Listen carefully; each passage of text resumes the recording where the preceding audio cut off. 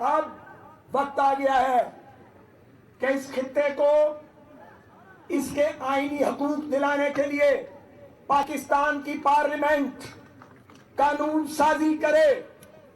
وقت آ گیا ہے کہ تمام سیاسی قوتیں، میں پھر کہوں گا، اور ریاستی ادارے اس خطے کے مستقبل کا فیصلہ کریں۔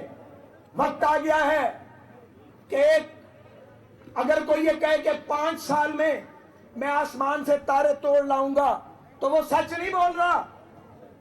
سچ یہ ہے کہ آپ کو تسلسل چاہیے، پالیسیوں کا تسلسل، تعمیر و ترقی کا تسلسل۔ جس کی حکومت بھی آئے وہ پچھلوں کے منصوبے تباہ نہ کرے۔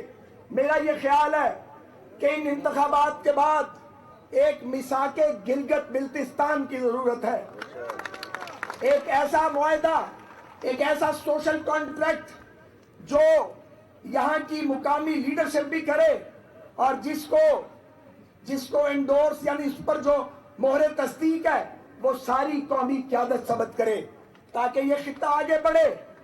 میں نے بے شمار جگہ دیکھی چند دنوں میں جہاں ہائیڈل پاور کا پوٹینشل بے پناہ ہے، مگر یہاں ان چیزوں کی کیئر نہیں کی گئی۔ یہاں پوری دنیا کا ٹورسٹ آ سکتا ہے۔ میں پھر کہوں گا، بار بار کہوں گا، یہ خطہ سوئٹزرلینڈ بن سکتا ہے۔ یہ خطہ پوری دنیا کے ٹورزم کو اپنی طرف کھینچ سکتا ہے، لیکن سڑکیں چاہیے، ایئرپورٹس چاہیے، جہاں آپ کے سینریز ہیں ان کے گرد رہنے کی سہولتیں چاہیے۔ تو یہ گلگت بلتستان کے لوگوں کو پھر محنت مزدوری کے لیے دیار غیر میں نہیں جانا پڑے گا۔ باہر سے لوگ آ کے یہاں پہ کام کریں گے، محنت کریں گے۔ یہاں فارن انویسٹر آ سکتا ہے۔ کوئی حکومت یہ کہے کہ میں حکومت کے بل پہ گلگت بلتستان کو جنت بنا دوں گا، میں نہیں مانتا۔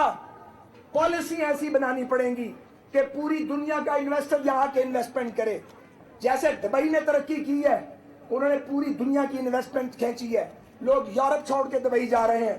تو یہ اتنا خوبصورت خطہ جہاں سربفلک پہاڑ ہیں، جہاں برف پوش چوٹیاں ہیں جن کا حسن آپ کو خیرہ کر دیتا ہے، جہاں لیکس ہیں، ہر طرف بہتے دریا ہیں، آب رواں ہے، چشمے ہیں، جہاں ہر طرف خدا کی صنائی کے اور اس کی مصوری کے نقوش بکھرے ہوئے ہیں، یہ کیسے پسماندہ رہ سکتا ہے؟